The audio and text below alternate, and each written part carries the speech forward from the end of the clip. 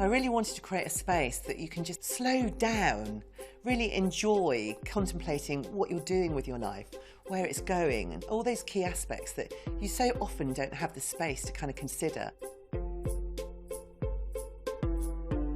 I've designed the garden for Macmillan Cancer Support. I mean, these days we've all been affected by cancer in some way, or friends or family have. So they're going to be welded on site. I'm designing an edged woodland scheme, but I kind of like to push things a little bit and take the kind of whole design ethos a bit further, really. And I'm delighted that we're using unusual things like aracema, which will just kind of create this kind of wow impact at the heart of the space next to the water.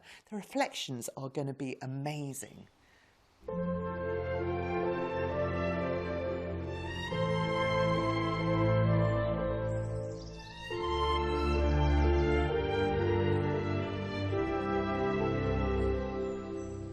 These are the places where I find tranquility and calm. They're so atmospheric. I mean, the light just shafting through leaves. And I want to capture some of this magic, really. I want plants to feel like they've found their own place. They're looking for the light and they're enjoying being in that spotlighted sunshine. I want a bit of the dishevelment. I want to capture some of the leaf litter. So although I've had a hand in the arrangement of the garden, it's nature that's doing her thing, really, not me.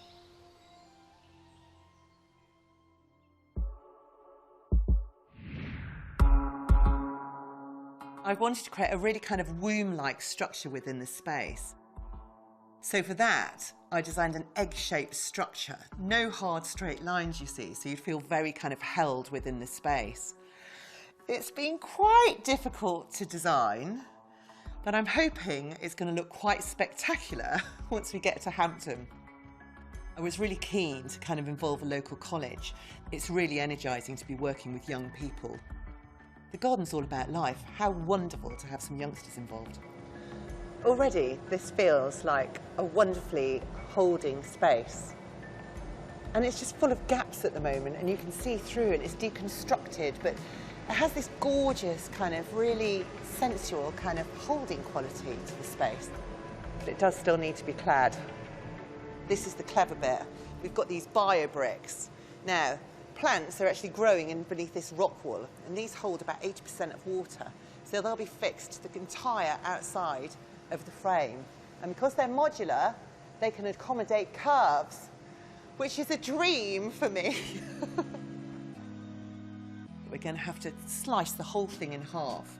That's an added advantage in some way because we have a tree that pierces through a central aperture in the structure's roof.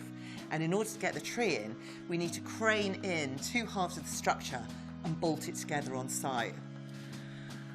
It's a really, really difficult thing to think about because I'm not sure if it's going to work. Do you know, the biggest worry that I've got right now is that there's some kind of enormous shock to the structure, like it gets bent or out of shape. I mean, that would be catastrophic. I've got a plot here which is a certain size, but actually, when you go into the 3D, our trees are 5 metres tall. So we've got 5 times the space that we've got on the ground to play with. I want to go as big as I can. And the next one, we get all of the stems, all the knitting together, so we create a bit more of a backdrop. It's really wonderful from a sustainability point of view to me that the garden will kind of carry on living after it's been at the show. I have to say, I'm excited by it.